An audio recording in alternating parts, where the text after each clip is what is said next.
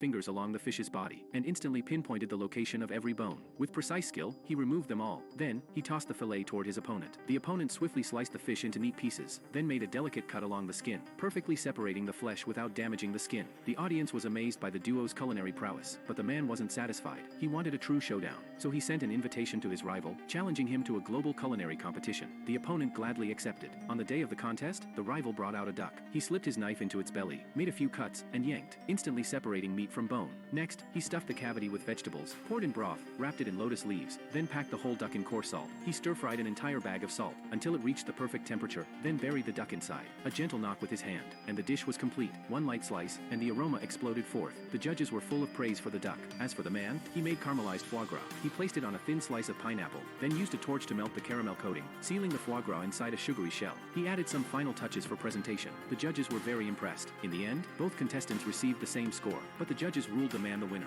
Because his plating was more refined, the rival stormed off in frustration, but the man didn't feel victorious either. He soon discovered the real reason he won. His boss had bribed the judges behind the scenes, all to secure a spot in the international competition, but the boss didn't plan for the man to compete. He wanted the man's girlfriend to enter instead. It turned out, the girlfriend had long since sided with the boss. She even exposed a devastating secret. The man had lost his sense of taste long ago. The only reason he could still cook was because of his trusted recipe notebook. With that notebook, anyone could win. Devastated, the man ended up wandering the streets, where he coincidentally ran into his old rival. The two talked all night, and surprisingly, developed a mutual respect. They decided to join forces, using the man's hard-earned qualification, to enter the international culinary tournament. The competition soon began, while the other chefs showed off their skills, some slicing squid, others perfecting sushi. The man and his rival quietly ground soybeans. Using an old-fashioned stone mill, they created an incredibly smooth soy milk. Combining their unique skills, they crafted a single dish, tofu. Compared to the lavish dishes from world-class chefs, their tofu seemed plain and unassuming. But once the judges tasted it, they awarded the duo first place. Turns out, the dish held hidden brilliance. They had infused hot cocoa into the tofu,